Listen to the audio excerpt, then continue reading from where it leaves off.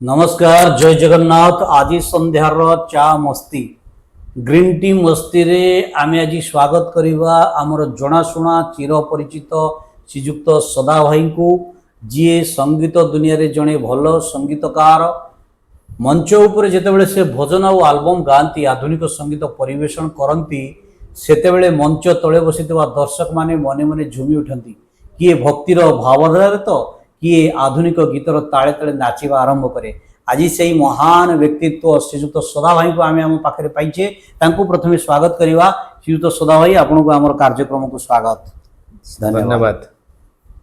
तो सदा भाई आपन को आज जो विशेष कार्यक्रम आम आपन को आज पाइछु तो गोटे जिनिस मुझे पचारि ये जो संगीतर यात्रा आप आरंभ कले टी आम दर्शक को कहतु आज गोटे सुंदर भजन माध्यम आम दर्शक को आज आप आप्यायित करूँ। श्रीयुक्त सदा भाई शुभ संध्या दर्शक बंधु। मु आज आज स्टूडियो रे पहुंची निजको धन्य मन करुच्ची जहाँ तो मोर सौभाग्य आज आमंत्रित है कि मो मिस्टर सुधीर बाबू ऑफिस को आसी पहुंची बैठक खाना चाह खटी बैठक रे से बहुत खुशी अच्छी जे यही सुमधुर कंठरे से शुणा चाहूँगी गोटे भजन से भजन भी मुझे आपन को वर्तमान शुणेबी हुए तो आशा करी आपन से भजन शुणी मनरे भक्ति भाव आपणकर उद्वेग हवा एति मोर कामना।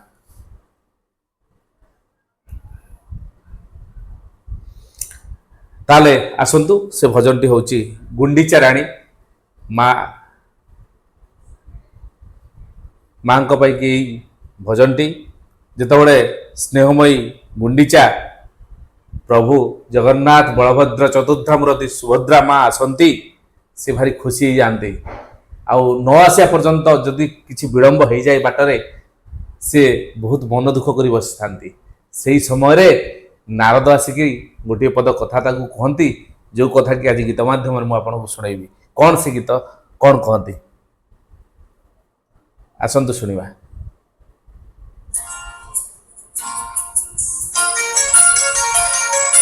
गुंडीचा राणी चाहिए आड़े पाट ओढ़णी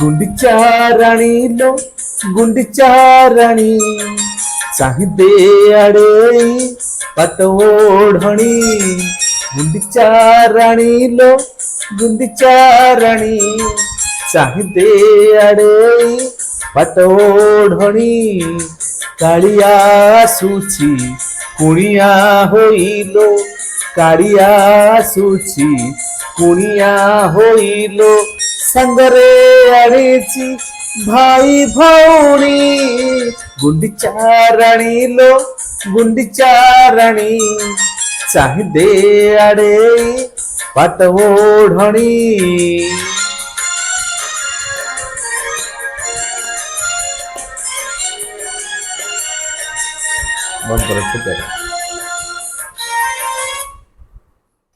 तो धन्यवाद श्रीजुक्त सदा भाई आज सुंदर भजन जदियो दुई धाड़ी आमर दर्शक मानकर व्याकुलता उत्कंठा को टिके बढ़ई दब तथापि आपण जो बहुमूल्य समय दे दुई धाड़ी भजन आमर दर्शक को शुणाइले से पूरा संडे मस्ती परिवार तरफ आपण को आम ढेर सारा कृतज्ञता दौचु।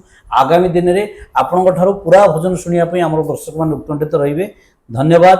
आगकू आम आहुरी कार्यक्रम जारी रखिबू। केवल आपण मानक निकट में एतिकी प्रार्थना जे आम सहित जोड़ी ही रुहंतु। जय जगन्नाथ। जय जगन्नाथ। नमस्कार।